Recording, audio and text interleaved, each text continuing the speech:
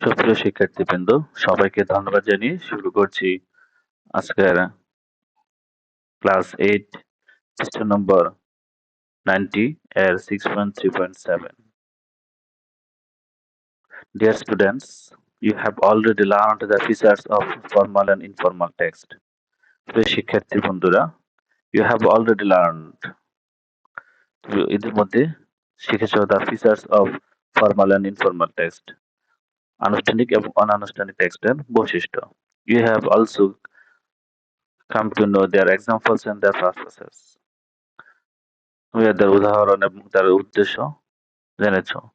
Now in groups, এখন দলে rewrite the sentence, পুনরায় আবার লেখো বাক্যগুলো in the appropriate style, সঠিক নিয়মে, formal or informal, in the table below. নিচে যে টেবিল আছে ওই টেবিলে ইনফর্মাল এবং ফর্মাল স্টাইলে লেখো. Finally share your findings, পরিশেষে তোমার লেখা with the full class, পুরো ক্লাসে উপস্থাপন করো. Give feedback after each group presentation, প্রত্যেকটা দলের উপস্থাপনার পরে ফিডব্যাক প্রদান করো. One is done as an example, একটি উদাহরণস্বরূপ করে দেওয়া হয়েছে. তাহলে এক নম্বরটা তোমাদের জন্য পাঠ্য বইয়ে করে দেওয়া আছে. এটা হচ্ছে ইনফর্মাল সেন্টেন্সের উদাহরণ, এটা হচ্ছে ফর্মাল সেন্টেন্সের উদাহরণ. এই জায়গায় ইনফর্মাল সেন্টেন্স দেওয়া আছে, এই ইনফর্মাল সেন্টেন্সকে ফর্মাল সেন্টেন্সে রূপান্তর করতে হবে. এক নম্বর হচ্ছে that movie was really funny, it made me lol. এই বাক্যটাকে এই বাক্যটা আছে এখন অনানুষ্ঠানিক বাক্যে, অর্থাৎ ইনফর্মাল সেন্টেন্সে. এটাকে আমরা নিতে হবে যে ফর্মাল সেন্টেন্স আনুষ্ঠানিক বাক্যে.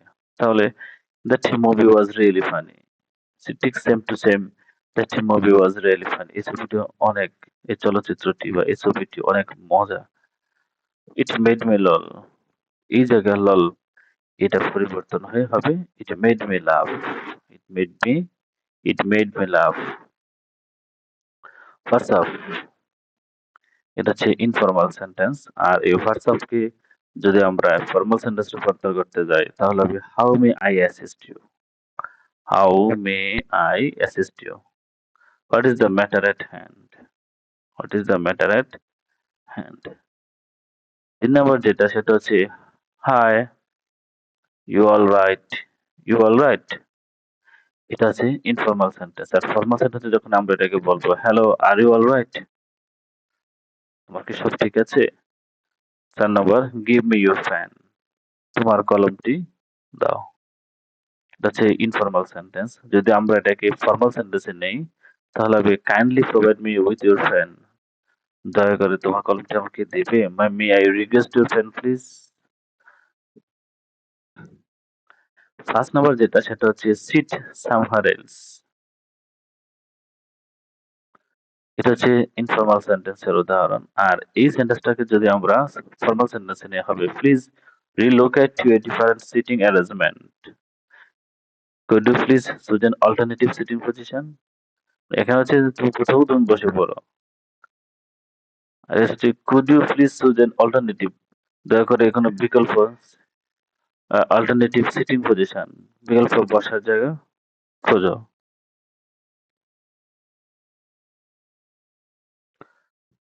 6 নম্বর যেটা সেটা হলো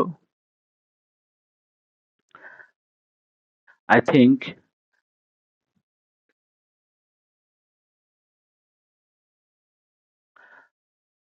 I thought I should write you an email, cannot figure out this homework and need your help. I'm having trouble with my homework and was hoping you could lend a hand. এটা হচ্ছে informal sentence. আমরা যদি এই বাক্যটাকে যদি আমরা এই বাক্যগুলোকে যদি আমরা ফর্মালে নেই, I'm writing to you because I'm having difficulties with my homework and hope you can help me. I'm writing to you, আমি তোমাকে লিখেছি because কারণ I am having difficulties with my homework, আমি আমার বাড়ির কাজ নিয়ে অনেক ঝামেলার মধ্যে আছি বা অনেক কঠিন অবস্থায় আছি and hope you can help me, এবং আশা করছি আমাকে হেল্প করবে, সাহায্য করবে. I have been working more than an hour and it's still too tough for me. I have been at this homework for over an hour and it's been really tough. এটা যদি আমরা formal সেন্টেন্সে রূপান্তর করি, I have been working on this homework for more than 1 hour. আমি আমার বাড়ির কাজটি প্রায় 1 ঘন্টার চেয়ে বেশি সময় ধরে করছি and have found it very difficult অনেক এটা অনেক কঠিন। ৮ নম্বর যেটা সেটা হলো থ্যাংকস ফর অ্যাসিস্ট্যান্স। ধন্যবাদের জন্য সহায়তা সহায়তা করার জন্য বা সাহায্য করার জন্য ধন্যবাদ। এটাই হচ্ছে ইনফর্মাল সেন্টেন্স। যদি আমরা এটাকে ফর্মাল সেন্টেন্সে নেই সেটা হবে thank you for your help. তোমার সাহায্যের জন্য ধন্যবাদ। At last, number 9. Oh, she was got a heart of gold. She was a good person. এটাকে যদি আমরা ফর্মাল সেন্টেন্সে নেই, he is a good and honest person, এখন পারসন হবে। তাহলে he is a good and honest person। সেক্ষেত্রে বন্ধুরা, যদি ভিডিওটি ভালো লাগে অবশ্যই সাবস্ক্রাইব করবেন, শেয়ার করবেন। ধন্যবাদ সবাইকে এতক্ষণ সাথে থাকার জন্য।